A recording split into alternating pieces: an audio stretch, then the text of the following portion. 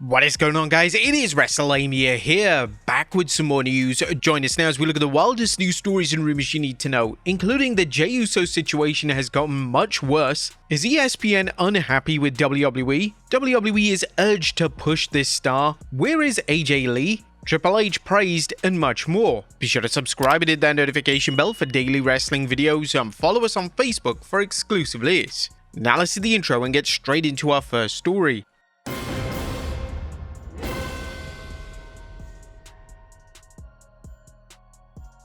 Now our first story looks at the JEY USO situation getting much worse, as WWE fans are furious. Now top story today takes a look at the fallout from JEY USO's Battle Royal win on Raw, as the YouTube dislikes have only increased over the past 24 hours. Jay's win was controversial to many, mainly because fans wanted to see someone new compete for the world title, and a lot of fans saw it as LA Knight's final true moment in the spotlight. While it's been correctly pointed out that the negativity towards main event Jay isn't felt in the arena, online it's a different story. As things stand, WWE's YouTube upload of Jay's Battle Royal win on Raw now has 84,000 dislikes. That's right, 84,000!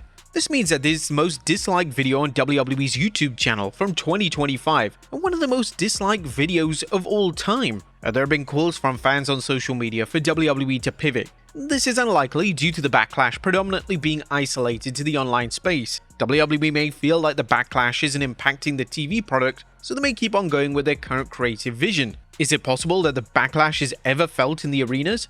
Again, this is unlikely. Jay is still super over at the live shows, and this is one of the rare cases where the online backlash never makes it into the arenas. Now all signs are pointing towards Jay losing the world title match against Punk, and the internet backlash to Jay's Battle Royal win will likely influence this even more. Some fans have theorized a heel turn of sorts for Jay, but with him being one of the most popular acts on the roster, it's a risky move. The probable reason that Jay is in the match with Punk is because he's a name that can afford a pinfall loss, and this pinfall loss won't impact his popularity or standing in the company whatsoever. If this was LA Knight and he lost clean to Punk, it may be a different story, so it's somewhat understandable why WWE made the call they did. However, imagine that this isn't the case and JEY USO wins at Saturday night's main event. Next up, are ESPN unhappy with WWE?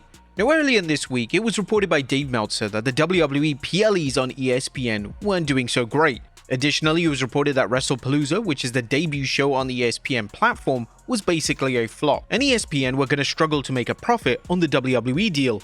This report has evidently caught the attention of higher-ups in ESPN, and they've issued a formal comment on the matter to a sports journalist. According to journalist Stephen Mulhausen on X, the ESPN representatives state that things are currently going well. Source at ESPN in regards to Wrestlepalooza and the overall numbers thus far after the two PLEs in response to reporting by Dave Meltzer. Things are going well and we have started strong. We don't provide the viewership specifics, but things have been going well. Now it's interesting that ESPN felt the need to issue these comments publicly, and it's likely that they felt that the initial report painted both ESPN and WWE in a negative light. It's also worth noting that if the numbers were indeed disappointing and ESPN were having buyer's remorse, then they wouldn't come out and say this publicly. Saying this just a month into the contract would be a terrible business move and ultimately shatter the business relationship between WWE and ESPN. Luckily for ESPN, they have a number of big events coming up over the next year, and events such as the Royal Rumble and Wrestlemania should in theory help the deal become a major success. Next up, Naomi provides a hilarious update on Baby FATU. Now Naomi, the former WWE Women's World Champion, has revealed a sonogram image of a baby at 16 weeks, showing what appears to be Baby FATU yeeting. And she shared the image on Instagram, noting it was crazy that the baby seemed to be yeeting so early in pregnancy. Of course, the post drew a warm response from fans and fellow wrestlers, including Charlotte Flair and Nia Jax, reacting to the hilarious caption. Now, Naomi announced a pregnancy this year, which led to her relinquishing the championship title. While she'll be on a break from in-ring competition, hopefully she'll be making a big return in 2027. Next up, WWE urged to push this star. WWE is evidently high on Bob Breakker. However, there's been some criticism directed at the way WWE handled his booking on Raw this week. Breakker looked like an absolute star on last week's Raw by attacking Seth Rollins and walking off with the world title. Several candid images of Breakker with the world title were going viral, and WWE could have easily gone all the way with Breakker being the guy.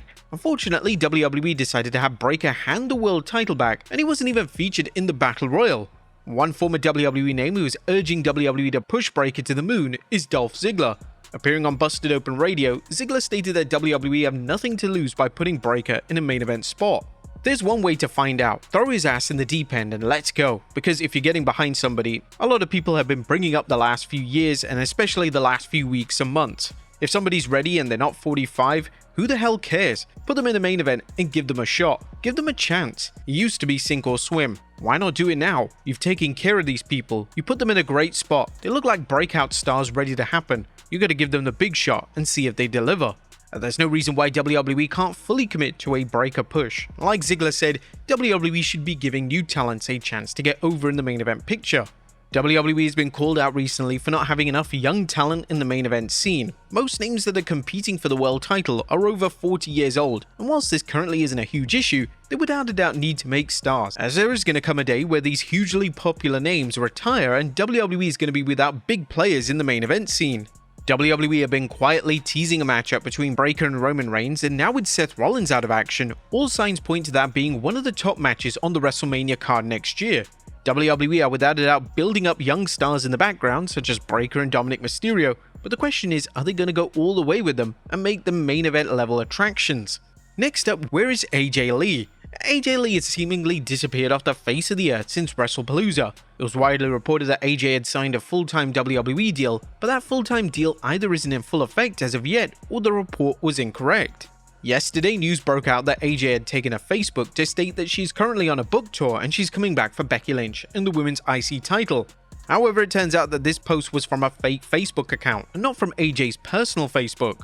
With that being said, it looks like AJ has other commitments outside of WWE, such as book tours, and it's likely that when she finishes these commitments off, she will return to WWE on a full-time basis. WWE have evidently set up a future match between AJ and Lynch, and they wouldn't have had AJ tap out Lynch if the two were never going to have a 1v1 matchup.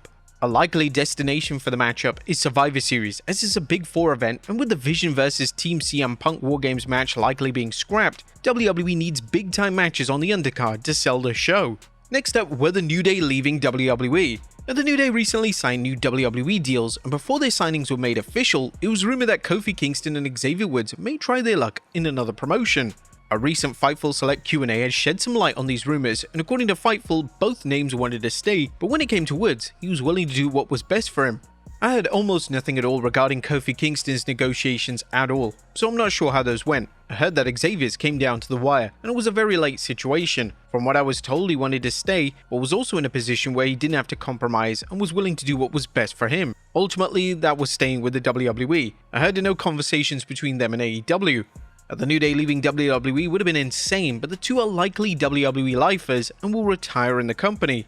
Next up, Goldberg throws shade at Asuka. Now, in a recent interview on Real Talk with Mike Burke, it seemed that wrestling legend Goldberg threw some unnecessary shade at Asuka, as he expressed some frustration with how WWE handled Asuka's historic undefeated run, implying it was a deliberate echo of his own WCW streak. However, in the interview, he couldn't even name Asuka after saying WWE had already replicated it. They already did. Some girl at WWE. They did it on purpose. I have nothing against the girl by any means, but yeah.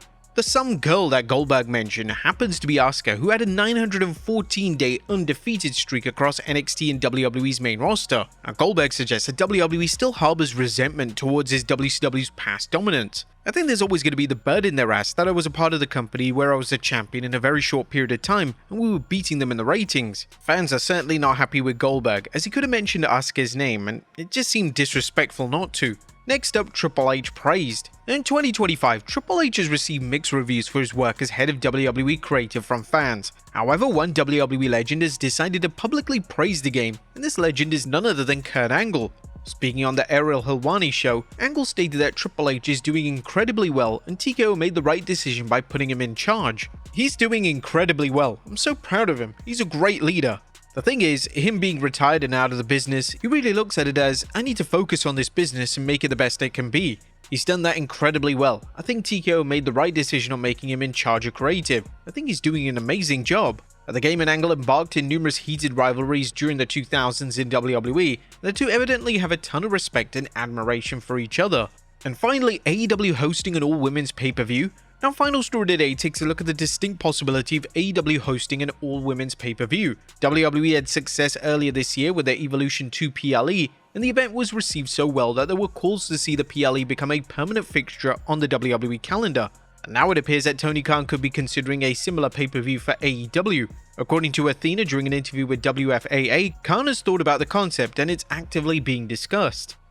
Absolutely. I know TK has absolutely thought about that. I think it's just about timing when it comes to those things. And he's been very open about it. We have the best roster in the world. I know everyone says it, but we actually do have the best roster in the world. So yes, absolutely. I know it's something that TK has in mind, especially with the tag team tournament. I just think we have to have baby steps and establish people more to get there. But yes, I do know that that is on his brain. It has been on his brain since I have been at AEW. So I will say that. So I know it's just about timing.